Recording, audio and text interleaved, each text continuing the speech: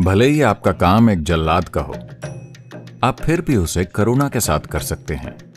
उसने गुस्से से चिड़िया को बस इस तरह देखा। चिड़िया में आग लग गई और वो जलकर राख हो गई। एक कसाई मुझे क्या सिखा सकता है? मैं एक ब्राह्मण हूं।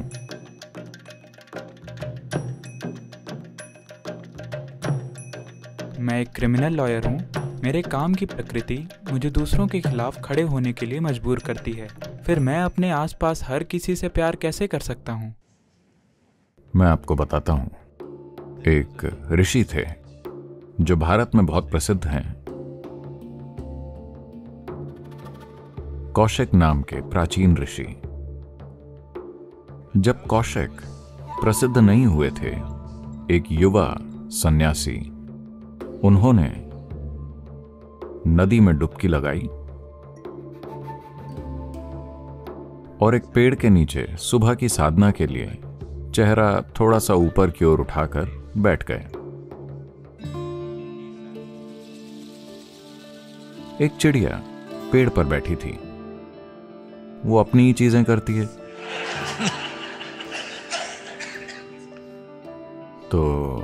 तो ये उसकी गलती नहीं है, गुरुत्वाकर्षण होता है।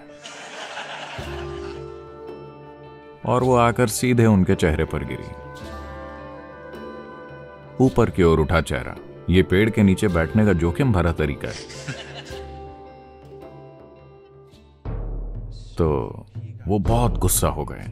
अभी अभी उन्होंने नदी में डुबकी लगाई और वो ध्यान करने की कोशिश कर रहे हैं और इस चिड़िया ने उनके चेहरे पर गंदगी गिरा दी। उन्होंने गुस्से में चिड़िया को बस इस तरह देखा। चिड़िया में आग लग गई और वो जलकर राख हो गई। तो उन्हें बहुत अच्छा लगा। ठीक है, ये बढ़िया है, ये काम कर रहा है। फिर उन्होंने अपनी साधना और बाकी चीजें पूरी की और दिन के भोजन के लिए, क्योंकि आध्यात्मिक मार्ग पर चलने वाले लोग अपनी जीविका नहीं कमाते, वो भिक्षा मांगकर खाना खाते हैं। तो वो गए, तो वो शहर गए। एक घर के सामने खड़े हुए और बोले, भिक्षाम देही। इसका मतलब है मैं भिक्षा लेने आया हूं। आमतौर पर परंपरा में अगर कोई व्यक्ति जो आध्यात्मिक मार्ग पर है आकर भोजन मांगता है, तो चाहे आपके बच्चों ने न खाया हो, सबसे पहले आप उसे भोजन दें, क्योंकि उसका अपना कुछ नहीं है, उसके पास कुछ नहीं है और वो एक उच्च खोज पर है, तो उसे खिलाना जरूरी है। यही संस्कृति है। तो वो बोले, भिक्षाम देही। अंदर से एक महिला की आवाज आई, मैं आ रही हूं, कृपया प्रतीक्षा कीजिए। उन्होंने आवाज ऊंची की और कहा, भिक्षाम देही। क्योंकि आज सुबह ही चिड़िया को उसने उनके आध्यात्मिक प्रक्रिया को थोड़ी हवा दे दी है। वो बोली, कृपया रुकिए, मैं आ रही हूं। उन्होंने आवाज और ऊंची कर दी, भिक्षाम देही। वो चिल्लाए। वो बोली, कृपया कुछ मिनट रुकिए, मैं आ रही हूं। मगर वो चिल्लाते रहे। फिर वो महिला आई और वो चिल्लाए, तुम्हारी हिम्मत कैसे हुई मुझे इस तरह इंतजार करवाने की? मैं एक सन्यासी हूं, तुम मुझसे इस तरह इंतजार कैसे करवा सकती हो? और वो उसको घूरने लगे। वो बोली, मुझे घूरिए मत, मैं कोई छोटी चिड़िया नहीं हूं। तो तब वो, क्योंकि वो घटना आज सुबह ही हुई थी, ये अभी अखबारों में नहीं छपा है, और उन दिनों कोई ट्वीट भी नहीं कर सकता था चिड़ियों के अलावा, और वो चिड़िया मर चुकी है।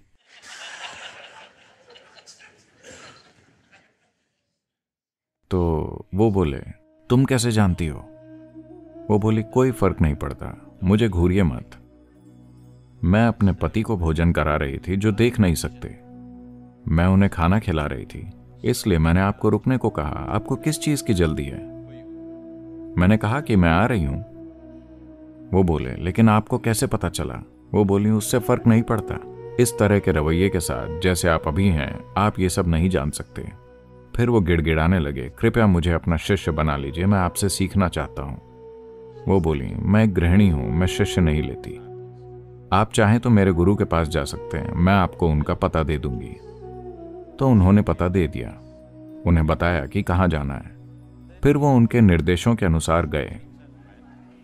पता उन्हें बाजार में ले गया और बाजार के बहुत अंदर तक, और फिर कसाई की गली में ले गया। वो एक ब्राह्मण है। कसाई की गली में देखा जाना भी एक अपराध है। उन्होंने चारों ओर देखा, मांस लटके हुए थे। उन्होंने सोचा शायद कोई गलती है, मगर पता सही था। उन्होंने पूछा, लोगों ने इस दिशा में इशारा किया और वो चले गए। फिर उन्होंने पूछताछ की। लोगों ने कहा, अच्छा ये आदमी वहां है, और उसके ऊपर हर जगह खून के छींटे थे और वो मांस काट रहा था। उन्होंने सोचा जरूर कोई गलती हुई होगी, ये नहीं हो सकता। चाहे ये सच भी हो, मैं एक कसाई से नहीं सीख सकता। एक कसाई मुझे क्या सिखा सकता है? मैं एक ब्राह्मण हूं।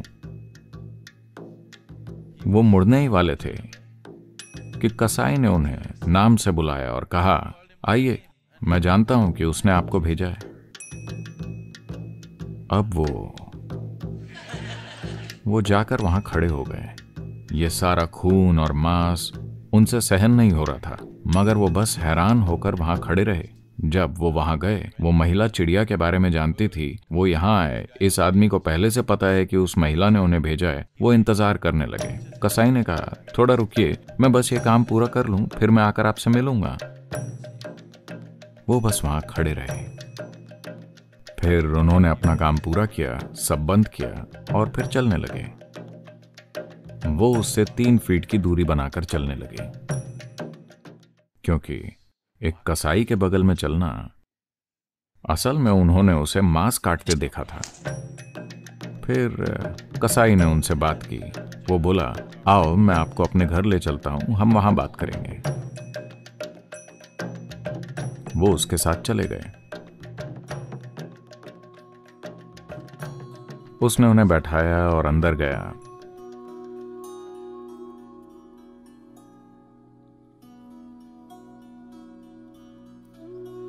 स्नान किया, कपड़े बदले और आकर कहा, मुझे थोड़ा समय दो। मेरे माता पिता बीमार हैं, मुझे उनकी सेवा करनी है। मुझे पहले उनका ध्यान रखना होगा। तो वो अंदर गया और अपने बुजुर्ग माता पिता की देखभाल की और फिर वापस आकर बैठ गया।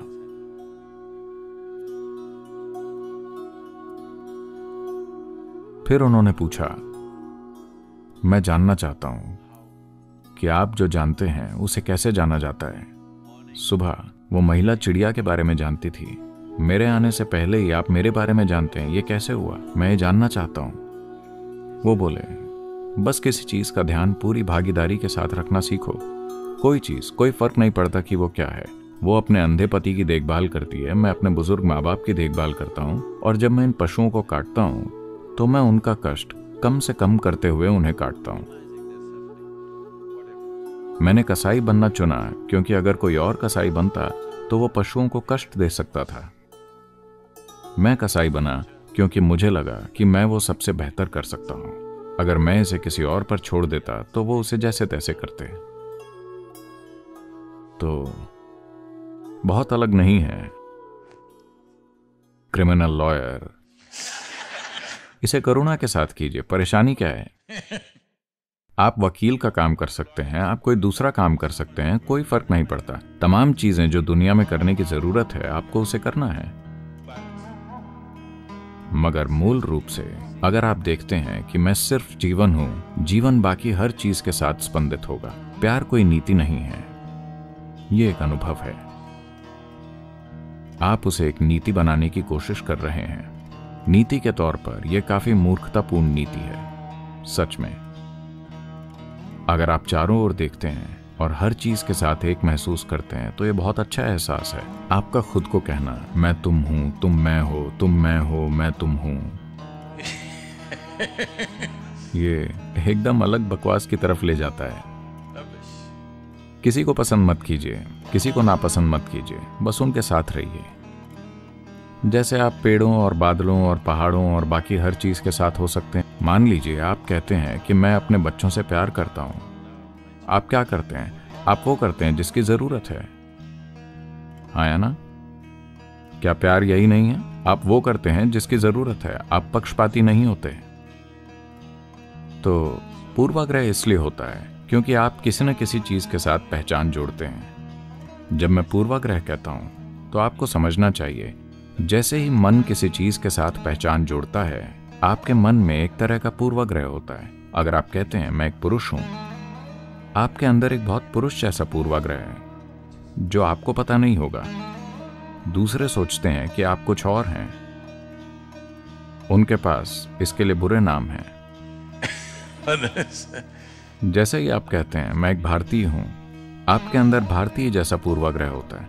चाहे आप कोई भी पहचान बनाएं, आपका मन बस उसी के आसपास काम करता है और ऐसा लगने लगता है कि ये सही है, वो खास चीज जिससे भी आपकी पहचान है, बाकी सब अलग लगता है। तो मूल रूप से आध्यात्मिक प्रक्रिया का मतलब है किसी नई चीज के साथ पहचान न जोड़ना। यहां जीना सीखना, पहचान के किसी भी एहसास के बिना, बस जीवन के रूप में यहां जीना सीखना, क्योंकि आप वास्तव में वही हैं, है ना? तो अभी आप कोर्ट में हैं, यह आपके कार्य की प्रकृति नहीं है, यह आपकी पहचान है जो आपको स्पंदित नहीं होने देती। अभी आप भले ही किसी को मौत की सजा दिलाने के लिए काम कर रहे हो, ठीक है, भले आप मौत की सजा के लिए काम कर रहे हो, आप उस काम को अच्छी तरह कर सकते हैं उस व्यक्ति के खिलाफ हुए बिना। तो इससे फर्क नहीं पड़ता कि आपके कार्य की प्रकृति क्या है। चाहे आपका कार्य जल्लाद का हो, आप उसे भी करुणा के साथ कर सकते हैं। लोगों ने ऐसे भयंकर काम भी करुणा से किए हैं, है ना?